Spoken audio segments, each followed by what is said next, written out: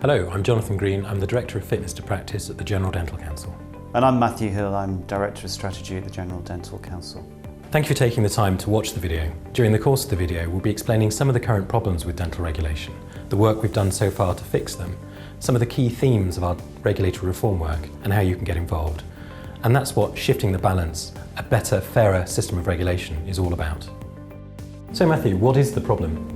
Well look, we've made huge improvements in the way we run our processes over the last year or 2 years or so. But our processes are pretty old-fashioned, they're pretty clunky, they're based on legislation from 1984, and even that was based on Victorian legislation.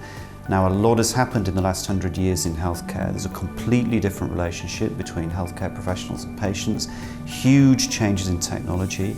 We've started to build services around patients. That's all acted to create a different set of expectations around healthcare. And the systems that we're operating just really haven't kept pace with that change in expectations. So we're not meeting expectations, our processes can sometimes be very stressful and oppressive for the profession, and actually they're pretty expensive. Our traditional FTP-based model is unsustainable in terms of cost, and it doesn't enjoy the support of those who regulate. That's necessary if the system's going to be effective. The profession talks about a climate of fear, and what we really want is for people to do the right thing because it's the right thing to do, not because they're afraid of doing the wrong thing. The other problem with the system is that the patient protection benefits are often unclear. We also spend a huge amount of time on enforcement and too little on prevention, and we don't do enough to identify and spread learning from the data we have and that our partners also hold. We also don't make the most of the partnerships we have with others, not just regulators, but the profession itself. We also spend too much time and money on enforcement and too little on prevention. We don't do enough to identify and spread learning from the data we and our partners hold. So all this means we're going to have to change the system to make it better, fairer, more proportionate and more agile. And because we can't bank on legislative change anytime soon, we're going to have to do this by building collaboration and partnerships with the many bodies across the system that can influence professional behaviour. In short, it's going to require the GDC to stand up and be a real leader and provide the space for the profession itself to lead. So we've spent a whole lot of time just simply talking to and listening to people from across dentistry, profession, patients, partners, and of course our own staff and employees, to build our understanding of where and how change is needed. So this diagram is meant to show the complexity of the system of dental regulation and the many influences over professional behaviour that exist. This big blue arrow across the middle represents distance from the GDC, and it shows that the GDC is just the final link in what is quite a long chain. If you look at the left-hand side of the arrow, we've got this box called upstream, and this is really about all the things that we can do to support the profession and help the profession better understand the obligations it's under and the standards we expect it to meet. So we talk about things like embedding the standards, we talk about good practice, we talk about education, continuing professional development, and just actually our communications and engagement with the profession, how we make common cause to deliver really good quality services for patients. So this next box here is about first tier resolution, and this is really about getting things dealt with in the right place at the right time for the right cost and with the least amount of intrusion. And very often that will mean the practice itself.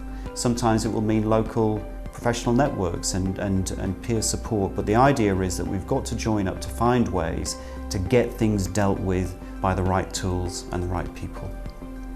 Moving on, we've got this box here, delivery with partners, and what this means is we've got to get much more out of our partnerships with other regulatory bodies, sharing information, agreeing a common view of what good looks like and holding people to account for that.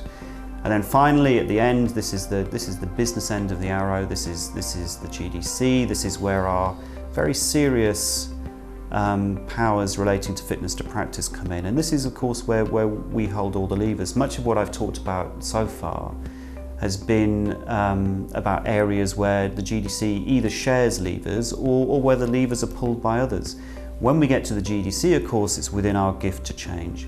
And that's where we're talking about being really much clearer about the serious nature of fitness to practice. Now, looking elsewhere in this diagram, the red arrows across the bottom are some examples of things that, all else being equal, will tend to increase the pressure on complaints. And again, all things being equal, the greater the volume of complaints, the more cases end up at the GDC, and that means more cost, frankly. The arrows across the top are examples of things that move in the opposite direction. So it's better complaint handling, the practice, it's better relationships with partners, improved education, CPD. And if we get those right, that should exert pressure in the opposite direction and reduce cases flowing into the GDC. And then we have an arrow across the top going from right to left, which is meant to signify that we need to make sure our system of regulation is a learning system, that we're doing as much as we can to extract data and information from what we know is happening and feeding that back to the profession so it is better equipped to take a lead itself in preventing harm.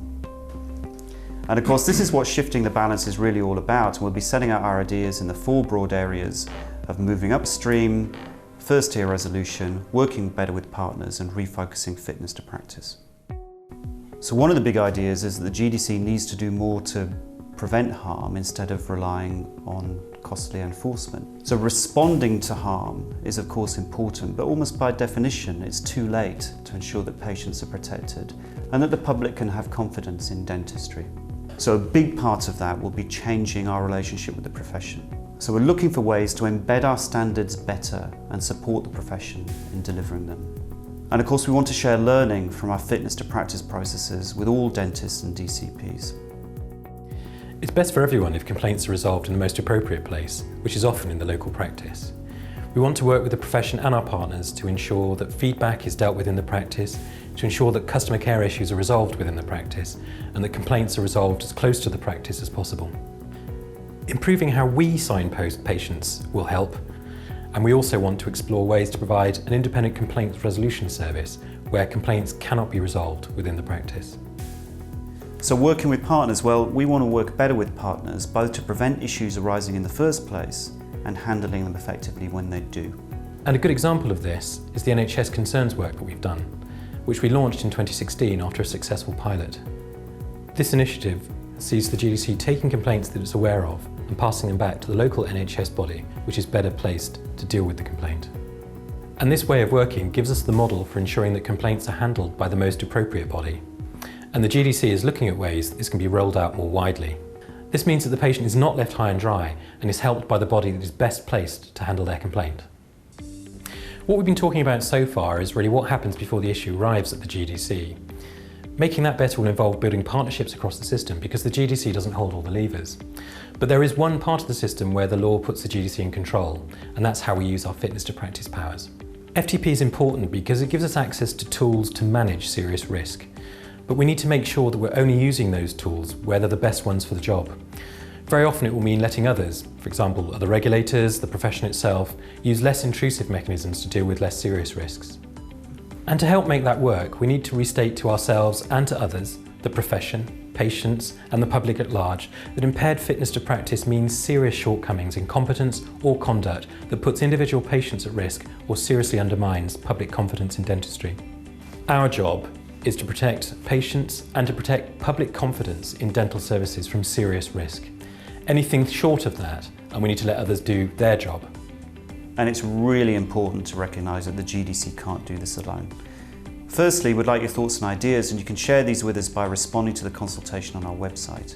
But we also need to work together with you to implement the plans we've set out here.